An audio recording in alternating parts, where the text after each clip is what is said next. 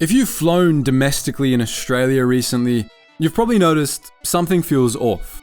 Maybe your flight was delayed for the third time this year. Maybe the fare was surprisingly high, even for a short trip.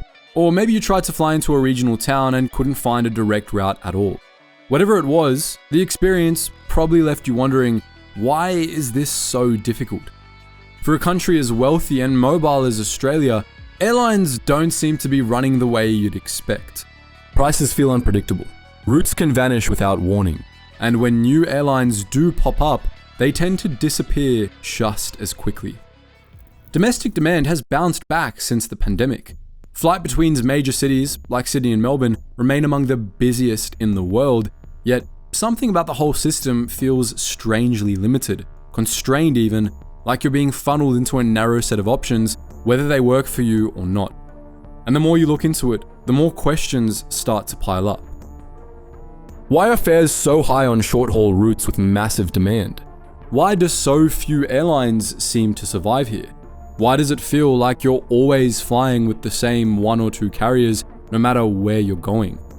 You might chalk it up to sheer geography, but the deeper you dig, the more you realize there's a structure, a set of rules that shape how the entire industry operates. And once you see how it all fits together, the frustrations passengers feel start to make a lot more sense. Because air travel in Australia is broken, and it's by design. So, let's say you've had enough. You've felt the rising fares, the lack of options, the slow boarding lines at the same two airlines every time you fly. Maybe you're a bit idealistic, maybe you're bold, and maybe you've just got a few millions just lounging about. So you decide to do something about it. You're going to start your own airline because, really, how hard could it be? Well, turns out in Australia, it's very hard. Aviation is a tough business everywhere, but here, even getting started is a high-stakes game that almost no one wins. Let's walk through what you'd need. First, the obvious: planes. You'll need a fleet if you want to service enough routes to compete. But buying brand new jets isn't like picking up a delivery van. It takes years. Aircraft manufacturers already have massive production backlogs that stretch well into the 2030s. Even if you had the cash ready today, you'd still be waiting in line behind the world's biggest carriers. So you look at the second-hand market. Leasing jets is faster and much more realistic for a startup, but even that's become painfully expensive. After COVID, lease prices have shot through the roof. These days, getting a handful of narrow-body jets into the sky could easily set you back tens of millions of dollars up front, plus monthly lease costs of $400,000 or more per aircraft. That's before maintenance, insurance, airport fees, and everything else it takes to keep them flying. Okay, so let's say you've somehow pulled that off. Now you need people to fly and staff them. But pilots don't grow on trees, and in Australia, they're in short supply. Qantas and Virgin aggressively recruit and retain the most experienced ones. That leaves you forced to either outbid the incumbents with salaries you can barely afford or invest years into training new pilots from scratch. Fine, you might think. I'll just hire foreign pilots. There's plenty overseas. Well, in order for them to fly commercially in Australia, foreign pilots would need to convert their licenses to Australian standards. That process isn't quick and it isn't cheap. Even if you find qualified overseas pilots, you're looking at months, sometimes even more than a year, before they're certified to sit in your cockpit. That's not even considering the immigration hurdles you might have to face, as there are quotas for foreign pilots, but they're limited, approval takes time, and other airlines, like Qantas, Virgin, and Jetstar, are also vying for the same pool. And that's not the only staffing issue. You'll still need to find flight attendants, engineers, dispatchers, operations managers, and a ground crew at every airport you serve, none of which are easy to build from scratch, especially when your rivals have multiple decades-long head starts. Training and certification for all these roles takes time, and while you're jumping through all the hoops, you're bleeding cash, all before a single flight takes off. You're bleeding cash waiting on approvals and compliance just to get airborne.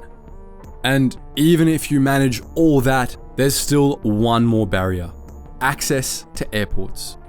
Without the right slots at the right times, your planes aren't landing in Sydney or Melbourne, the very cities you need to survive. We'll dive into that mess in the next chapter, but for now, just know it's yet another wall standing in your way. So, how do you make it back? Simple. You need full flights on busy routes as frequently as possible. No airline survives without strong, high-demand corridors. But here's where Australia's geography makes life especially tough.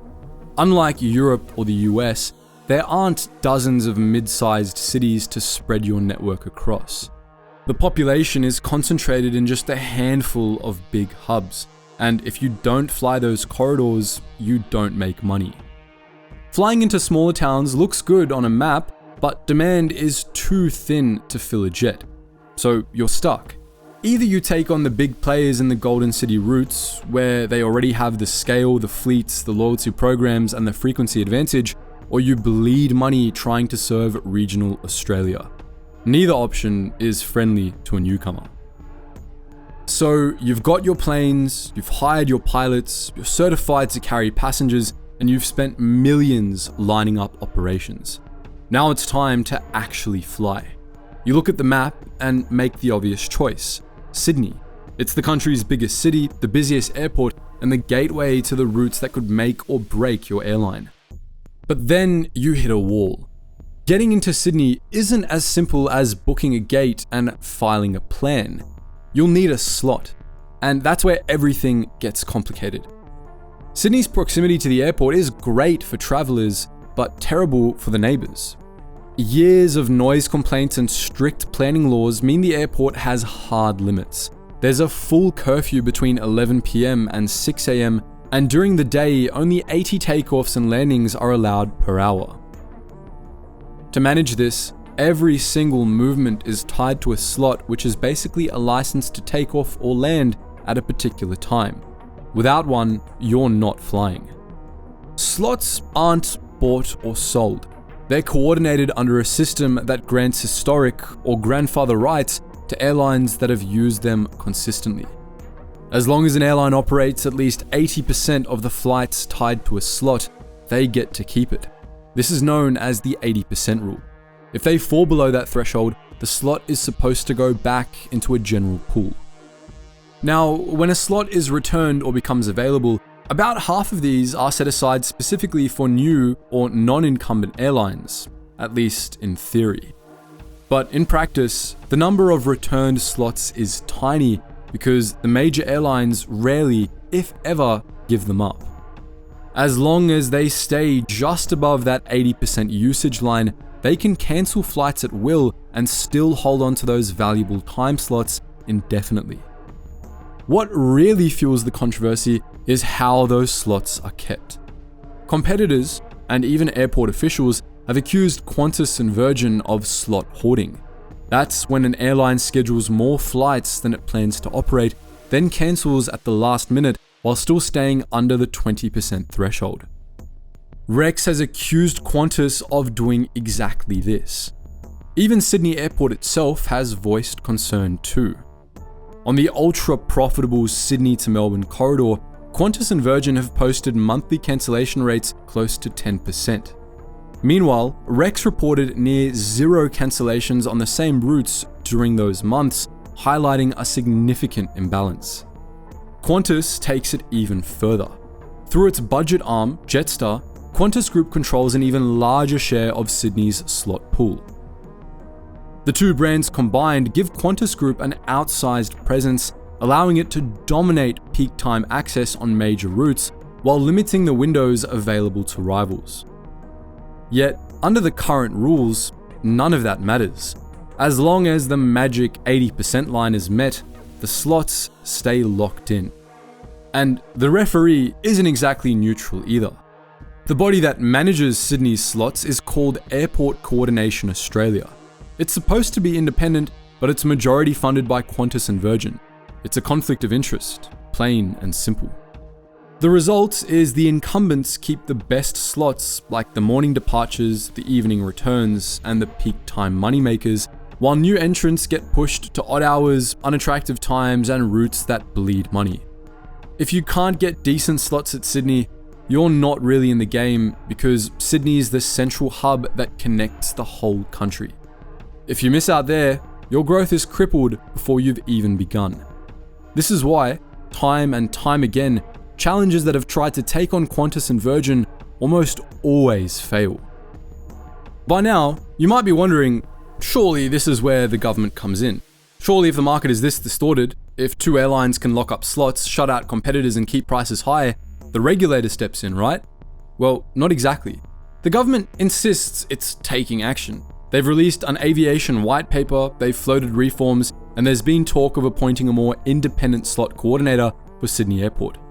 It all sounds promising, but the reality is that most of these proposals are vague, delayed, or stuck in the policy pipeline with no clear timeline. In fact, a major review into Sydney's slot system was already completed way back in 2021. The report was supposed to provide a roadmap for reforming how access to Sydney Airport is allocated. Yet, years later, it's still gathering dust. No meaningful reforms have been implemented. Even when Bonza, a low-cost airline that launched with plans to serve underserved regional routes, collapsed in April 2024, the government's response wasn't to question the system that made survival impossible. The truth is, aviation here has long been seen as a two-airline market, and successive governments have largely accepted that as a given. Instead of designing policy to create space for new competitors, the focus has been on keeping Qantas and Virgin stable. In a country as large and spread out as Australia, where air travel is essential national infrastructure, government policy is effectively hardwiring prices into the system. And yet, the political will to fix it simply isn't there. That's partly because of lobbying. Qantas, in particular, is one of the most politically powerful companies in Australia. Its CEO can pick up the phone and get a meeting with ministers in a way that smaller airlines simply can't. Over the years, Qantas has been deeply intertwined with Canberra. For decades, Qantas was the airline, the spirit of Australia, and that legacy still carries weight. Another factor is risk. No government wants to be blamed for destabilizing the aviation sector. If Qantas or Virgin faced financial trouble, the political fallout would be immense. So governments tend to tread carefully, prioritizing stability over competition. But the cost of this caution falls squarely on passengers. Australians routinely pay more for shorter domestic flights than people in Europe or the United States pay for flights of twice the distance. Every time a challenger like Rex or Bonza tried to lower fares, they hit the same structural roadblocks. And it's not just about consumer choice.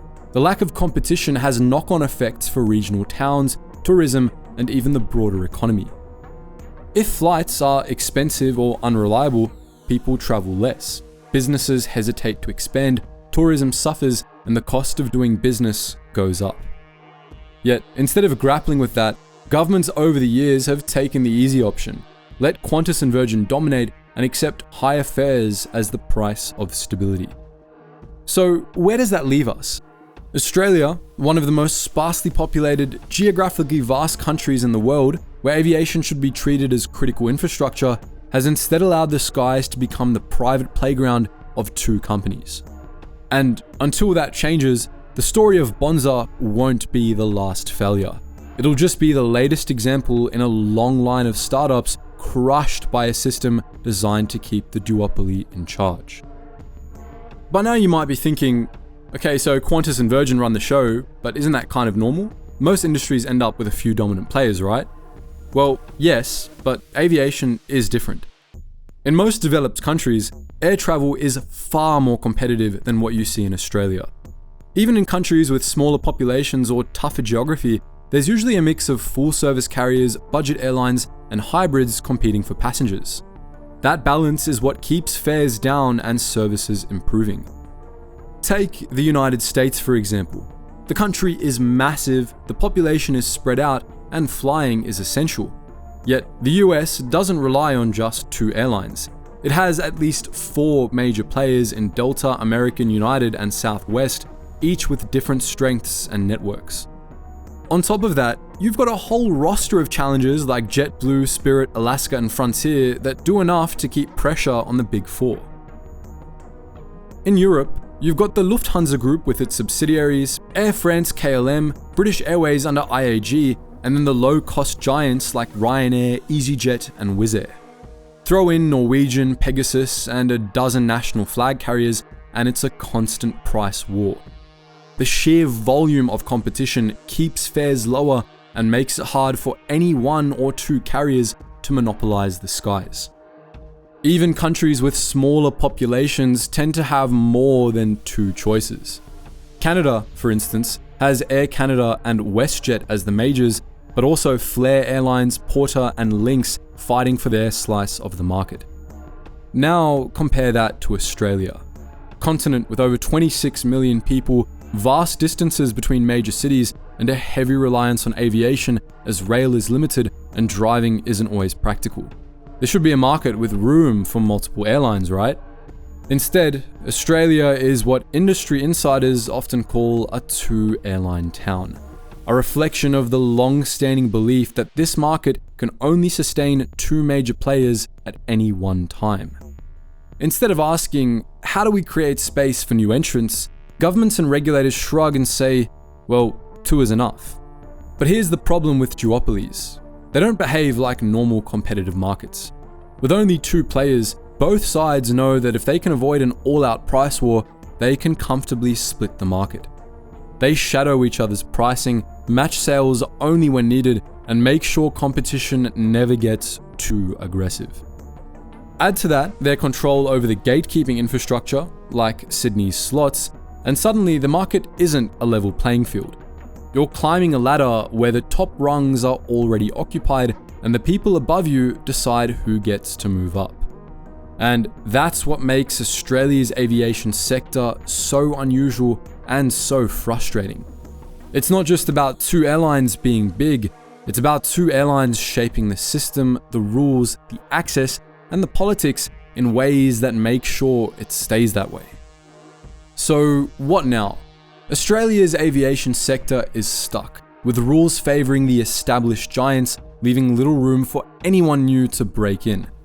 The regulatory framework, especially around airport slots, is controlled, arguably compromised, and overdue for reform. And unless something dramatically changes, we're likely to keep repeating this cycle. Only recently, in 2025, did the government take one tangible step, replacing Airport Coordination Australia, the previous industry-funded slot manager, with an international firm, Airport Coordination Limited. But as of now, the underlying rules, including the controversial 80-20 usage threshold, haven't changed. So while the referees changed, the game remains the same. In the meantime, passengers pay more, regional towns get fewer flights, and the entire system becomes less dynamic, more fragile, and ultimately more expensive. Qantas and Virgin are doing what any profit-driven company would do. They're protecting their turf. But when the playing field is tilted in their favor, it's no longer about competition, it's about survival of the richest. So next time you're wedged into seat 26B, wondering why it costs you $600 to fly from Perth to Sydney, remember, it's not about the distance, it's about the duopoly. And until we change the rules of the game, we'll keep paying the price, one overpriced, overbooked flight at a time. But what do you think? Do you think Australia can ever break free from being a two-airline town, or is the duopoly here to stay? Drop your thoughts, stories, or hot takes in the comments below. We'd love to hear experiences about flying domestically. And if you enjoyed this deep dive, make sure you give it a thumbs up, hit subscribe, and ring the bell so you don't miss the next breakdown. Thank you guys so much for watching, and as always, stay curious.